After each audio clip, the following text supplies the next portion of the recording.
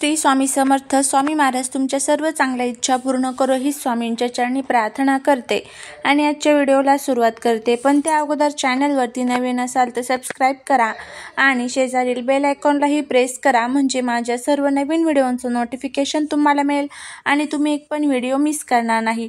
उद्या आहे गणपती बाप्पांची संकष्टी चतुर्थी आणि गणपती बाप्पा हे सर्वांचेच लाडके दैवत मानले जातात. तर या गणपती बाप्पांच्या संकष्टी चतुर्थीच्या दिवशी आपल्याला हे जे एक जास्वंदीचं फूल आहे जे गणपती बाप्पांना अतिशय प्रिय आहे, तर या फुलाचा आपल्याला अतिशय साधा आणि सोपा उपाय करायचा आहे. आपल्या घरामध्ये वर्षभर आर्थिक भरभराट ठेवून आपल्या नशिबात नाही ते सुद्धा मिळावं, यासाठी आपल्याला हा जो उपाय आहे तर तो करायचा आहे.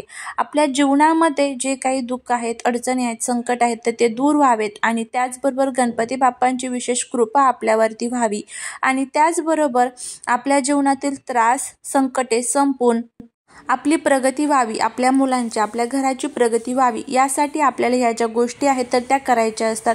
जे जास्वंदीचं फूल आहे तर ते गणपती बाप्पांना अतिशय प्रिय आहे. गणपतीचं प्रतीक मानलं जातं जास्वंदीचं फूल.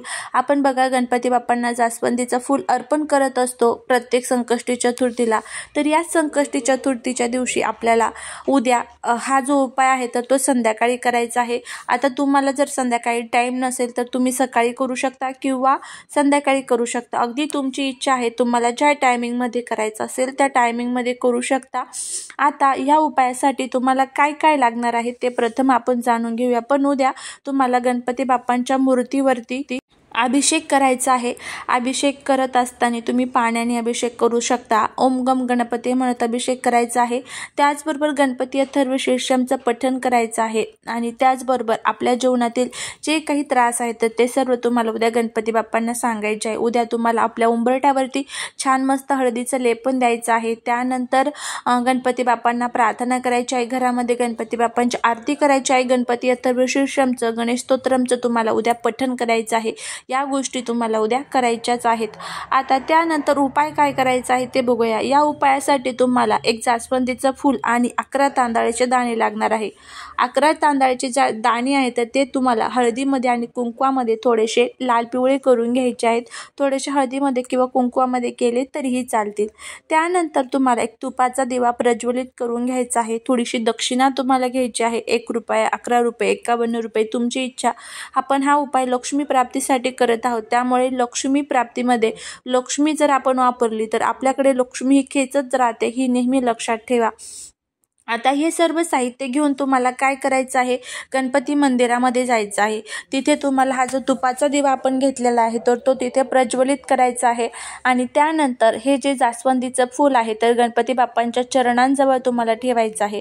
चरणांजवळ ठेवल्यानंतर तुम्हाला हे जे 11 तांदळाचे दाणे आहेत तर ते आपल्याला हातामध्ये घ्यायचे आहेत आणि पहिला तांदळाचा दाणा हातामध्ये घेऊन तुम्हाला ओम गम गणपती म्हणत तुम्हाला पहिला तांदळाचा दाणा त्या फुलावरती ठेवायचा आहे.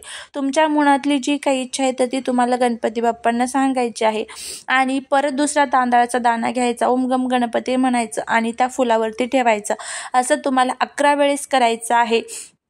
त्यानंतर जी दक्षिणा आपण घेतलेली आहे तर ती दक्षिणा सुद्धा आपल्याला तिथे ठेवायची आहे आणि तुमच्या मनातल्या ज्या काही इच्छा आहेत, जसं की आर्थिक समस्या असू द्या, त्यानंतर नोकरीमधील समस्या असू द्या, प्रमोशन असू द्या, पगार वाढ असू द्या, या ज्या काही अनेक समस्या आहेत तर त्या सर्व समस्या तुम्हाला गणपती बाप्पांना सांगायच्या आहेत आणि त्यानंतर तिथे बसून तुम्हाला गणेश अथर्व शीर्षमचं पठण करायचं आहे किंवा गणेश स्तोत्रमचं तुम्हाला पठण करायचं आहे.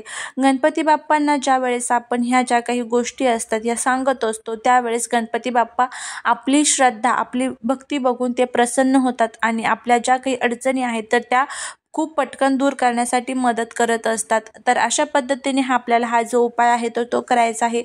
अगदी साधा आणि सोपा उपाय आहे. नक्की आवर्जून करून बघा. एखादा नारळ तुमच्याकडे असेल तर आवर्जून नारळ सुद्धा गणपती बाप्पांच्या चरणी तुम्हाला अर्पण करायचं आहे.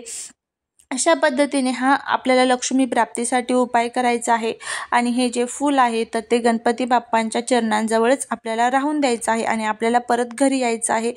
तर हा उपाय तुम्ही दिवसभरामध्ये कधीही करा, संध्याकाळी करा, सकाळी करा, अगदी तुमची इच्छा आहे. तुम्हाला ज्या वेळेस टाईम असेल त्या वेळेमध्ये तुम्ही हा जो उपाय आहे तो करू शकता.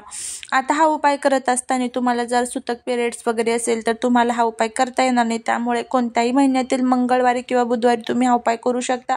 किंवा मग कोणत्याही महिन्यातील संकष्टी चतुर्थीला तुम्ही हा जो उपाय आहे तो करू शकता. नक्की करून बघा, नक्की तुम्हाला या उपायाचा फायदा होईल. चाललेली सेवा ही महाराजांच्या चरणी रुजू करते. तुम्हाला हा व्हिडिओ जर आवडला असेल तर लाईक, शेअर, सबस्क्राईब करायला विसरू नका. श्री स्वामी समर्थ.